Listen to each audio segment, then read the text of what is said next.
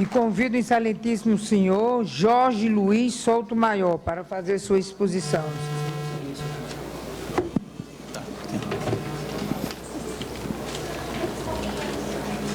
Bom, agradeço enormemente a oportunidade de estar aqui, ao convite, aos deputados Jones Martins e Rogério Marinho e a companhia das pessoas que estão também aqui na mesa. É uma grande oportunidade para trazer algumas convicções sobre a reforma trabalhista como um todo, ressaltando, sobretudo, a importância desta casa, no que se refere à discussão deste tema. Sendo conveniente lembrar, inclusive, que na Câmara dos Deputados, né, já se discutia as relações de trabalho no Brasil desde 1904, quando um projeto de Código do Trabalho foi apresentado. Depois, em 1908, 1911, 1915, até ser criada em 1919, criada em 1918 e instaurada em 1919, uma comissão especial de legislação social na Câmara dos Deputados para discutir a legislação trabalhista conforme um compromisso assumido pelo Brasil no Tratado de Versalhes. E já nesta época, né, os anais dessas discussões são extremamente importantes de serem lidos, inclusive, sobretudo para abandonar esta ideia de que a legislação trabalhista no Brasil foi criada por Vargas, né, a partir de pressupostos fascistas, o que de fato, então, não ocorreu. E já se falava, inclusive, vários deputados, né, já se manifestavam da necessidade da criação de uma legislação trabalhista no Brasil protetiva dos trabalhadores.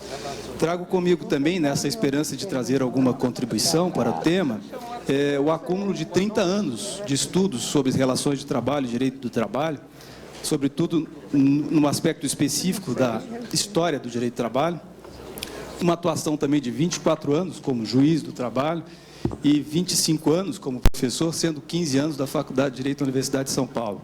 Esclareço, no entanto, que falo em meu nome, não da magistratura e também não das instituições da qual estou integrado.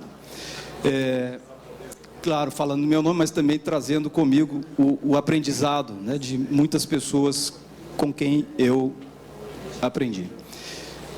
Os pressupostos da reforma trabalhista, basicamente, são modernização, redução de custos, não tratar mais o trabalhador como coitado, acabar com a insegurança jurídica das empresas, sempre com o argumento, o pressuposto também, de geração de empregos, de melhoria da competitividade e de favorecimento das pequenas e médias empresas.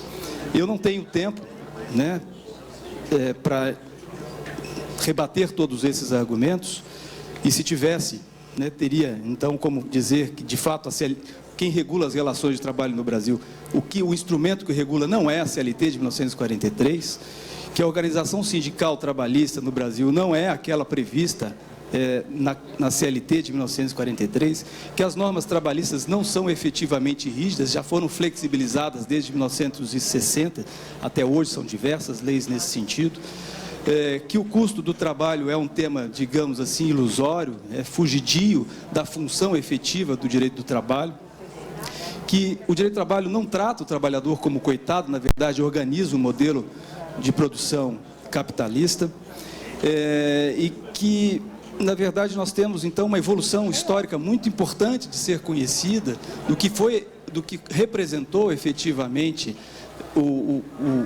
a evolução das relações de trabalho e do direito do trabalho e concretamente, da sociedade brasileira, né, ao longo dessas várias décadas, e seria por demais importante que isso fosse conhecido para que não ficássemos aqui tratando de uma reforma trabalhista a partir de um pressuposto inexistente de que o instrumento que regula as relações de trabalho no Brasil é a CLT de 1943 e que é velha, obsoleta, anacrônica, o que de fato não acontece. Eu preparei, inclusive, um texto, não tenho tempo, como eu disse, para enfrentar todas essas questões, preparei um texto de 40 e poucas páginas e peço que esse texto seja incluído nos anais e que depois seja possibilitado a sua leitura pelos deputados e deputadas, que são dados que me parecem extremamente relevantes de serem esclarecidos, porque acabamos de ouvir É exatamente isso, né, de que o direito do trabalho atual não se adapta às relações de trabalho, porque foi pensado lá em 43, pensando o trabalhador como se fosse um coitado, um coitadinho. Nossa, eu já falei 10 minutos? É isso? Meu Deus. 10 minutos. Ah, faltam 10 minutos. Bom, falei 5, mas é bom, é muito também. Enfim. Dá até para você ler suas 40 de fato, as propostas, todas elas, né? Primeiro, elas devem ser analisadas no contexto. E todas elas, essas reformas trabalhistas, elas não atingem os objetivos imaginados. Elas não geram empregos, não aumentam a competitividade das empresas e não favorecem pequenas e médias empresas.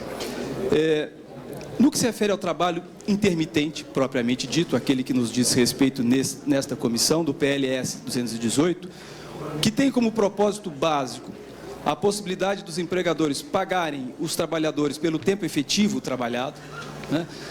Já se verifica bem como é impossível, a partir deste dispositivo, aumentar empregos, porque o efeito concreto é o da diminuição dos empregos. O efeito concreto é a da eliminação de empregos, como se deu com a experiência das cooperativas de trabalho em 1994, quando empregadores, considerando que seria de fato mais economicamente vantajoso contratar cooperados e não empregados, passaram a dispensar os seus empregados e, consequentemente, a contratar os mesmos empregados por intermédio de cooperativas.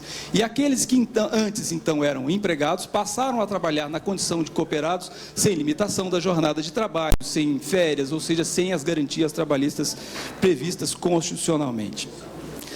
Com o trabalho intermitente é exatamente a mesma coisa que se prevê, sobretudo num ambiente jurídico em que não se garantem aos trabalhadores a garantia de emprego contra a dispensa arbitrária e a devida punição com relação às dispensas sem pagamento de verbas rescisórias. A grande diferença, talvez, seja que, no caso do trabalho intermitente, tornado generalizado, se mascare o desemprego, porque, afinal de contas, o intermitente também se apresentará estatisticamente como um empregado. Mas percebam uma coisa que me parece importante, porque sempre se pensa na perspectiva do empregador, com essas discussões que estão sendo travadas aqui, são muito assim, olha o que sofrem os empregadores brasileiros com a legislação do trabalho. Mas pensemos na perspectiva dos trabalhadores, né? O trabalho intermitente gera insegurança e incertezas muito profundas aos trabalhadores, mesmo estando empregados. Ele não sabe quando será chamado para trabalhar e não sabe se fato, em que dia e de que forma, e não sabe, tem uma previsão sequer de quanto vai ganhar ao final do mês. Isto gera também repercussões nas suas relações sociais, até de consumo, implicando prejuízos para as empresas que dependem também do mercado interno. E adite-se a isso, a terceirização sem limites proposta pelo PL 4.302, aqui em discussão hoje no Congresso Nacional. O resultado é que se pode ter, então, um trabalhador intermitente, que é também terceirizado, né? E aí, ele não só não sabe quando será chamado para trabalhar, quanto vai receber, mas também não saberá aonde vai trabalhar. E aumentando, inclusive, a incerteza do recebimento dos seus direitos. E aí surge a pergunta, mas que direitos? Porque se é um trabalhador terceirizado, né, e já com intermediação, intermitente, lembre-se de uma outra proposta de reforma aqui discutida, do PL 6787, do negociado sobre o legislado. Some-se tudo isso e nós teremos o quê? Um empregador negociando com trabalhadores intermitentes, terceirizados, que não se identificam entre si, que não se socializam no trabalho, que consequentemente não se sindicalizam, que consequentemente não estão representados pelo sindicato e que vão negociar sem limitação, sem os limites legais. O resultado da soma de tudo isto é efetivamente o fim total dos direitos. E repare-se, essa reforma do trabalho intermitente, todas elas, não se estabelecem a partir de umas situações excepcionais. São regras que valem para todos os trabalhadores e todos os empregadores em qualquer situação. Ou seja, não é uma regra de exceção, não um dispositivo de exceção.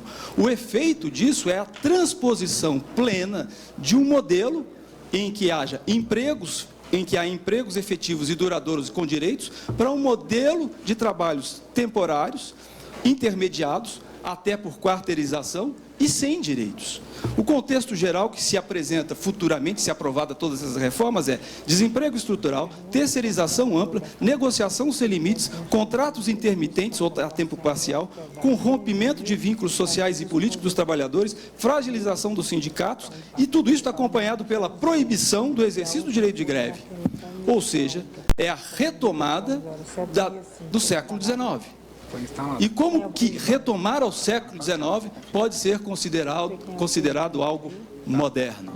E alguém poderá dizer, bom, mas a opção de contratar por trabalhadores intermitentes é do empregador, ele pode querer contratar trabalhadores efetivos. Mas aí percebam, já não estamos mais falando de emprego como um direito, estamos falando então de emprego como favor, como uma opção do empregador. E esses direitos de um emprego como favor são tomados como privilégios e, consequentemente, quem terá emprego efetivo nesse novo mundo do trabalho é alguém que não tenderá a se sindicalizar, é alguém que se considerar já beneficiado dentro de uma lógica social e, consequentemente, reverterá tudo em favor do quê? Em favor daqueles e, sobretudo, dos conglomerados econômicos que detêm poder capital, detêm o poder do capital. E aí fica uma grande ilusão, porque a grande ilusão que se tem é que esta reforma irá favorecer pequenas e médias empresas.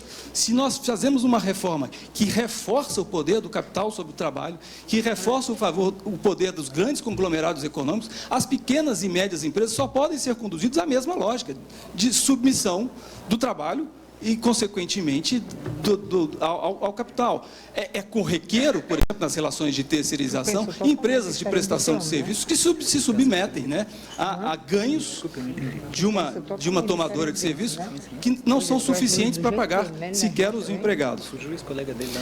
E o problema maior é que nós já estamos realizando este exercício de flexibilizar a legislação trabalhista para atender esses interesses do capital desde a década de 60.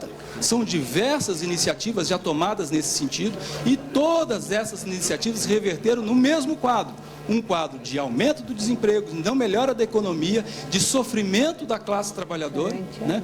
Porque o que nós temos efetivamente na realidade brasileira, que poucas vezes se fala aqui nos eventos que acontecem, eu assisti a alguns, quase todos, é de não falar do sofrimento da classe trabalhadora, dos direitos que efetivamente não são cumpridos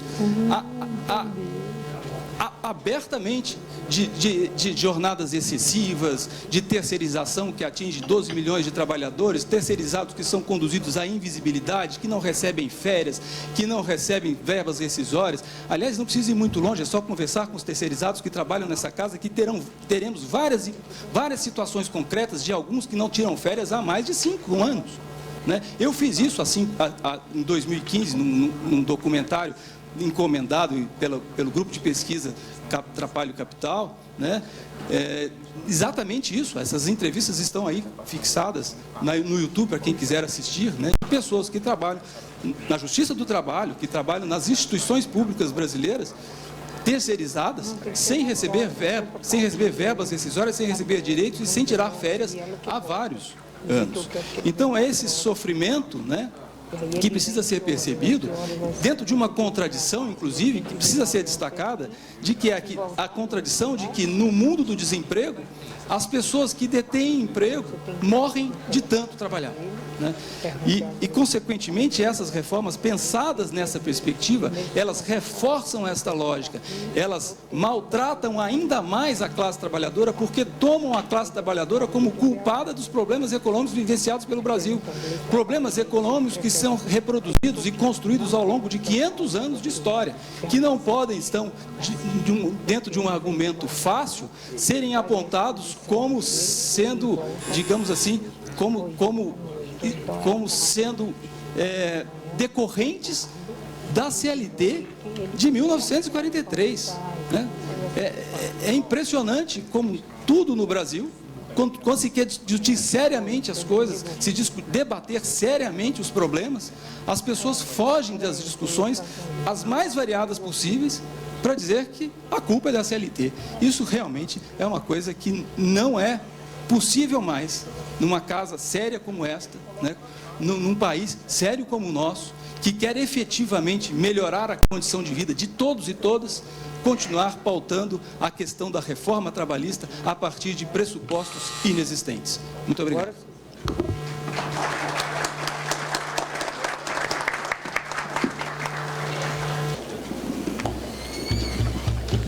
Convido